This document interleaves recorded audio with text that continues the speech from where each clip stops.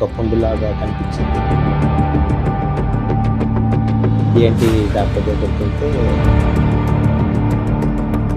Cancer అని చెప్పేసి,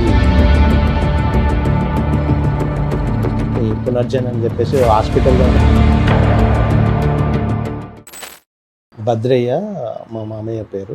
నాలుకకి ఒక పుండులాగా కనిపించింది. ఆయన యాక్చువల్గా ఆర్ఎంపీ డాక్టర్ కాబట్టి అది మామూలుగా అల్సర్ నార్మల్ అనుకొని చెప్పేసి ట్రీట్మెంట్ చేసుకున్నాడు. తర్వాత ఏంటి డాక్టర్ దగ్గరికి వెళ్తే బయాప్సీ చేయమని చెప్పేసి, దెన్ క్యాన్సర్ అని చెప్పేసి కన్ఫర్మ్ చేశారు. రేడియేషన్ స్టార్ట్ చేద్దామని చెప్పేసి రేడియేషన్ ఒక 30 సెషన్స్ చేశారు. ఆ తర్వాత స్టిల్ సమ్ పార్ట్ ఉందని చెప్పేసి సర్జరీకి వెళ్ళొచ్చు అని చెప్పేసి సర్జరీ చేశారు.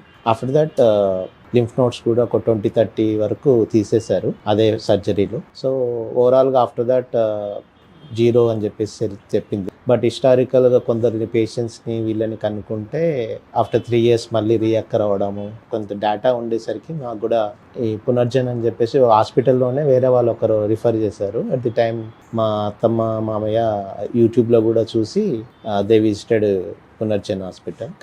మెడిసిన్ కంటిన్యూ చేస్తున్నారు. మెయిన్ పర్పస్ ఏంటంటే మళ్ళీ రీఅక్కర్ కాకుండా, మ్యూటేషన్ పెరగకుండా ఉండడానికి తీసుకోవాలని చెప్పేసి వచ్చాము. దాంతో స్టార్ట్ చేయడం వల్ల కొంచెం యాక్టివ్నెస్ పెరిగింది. He was feeling something more active than before, and maybe time duration కూడా ఉండొచ్చు. So third time we're visiting and 3 doses are continuing now. I was suggesting for my relatives also and my colleague also, and I just forward all the details. Only జనరల్గా ఆయుర్వేద అనేసరికి పసరు కొంచెం భయపడతారు, but it's actually all professionals, and even tablets also look like more all allopathy types only. So it is more safe, something like that we thought.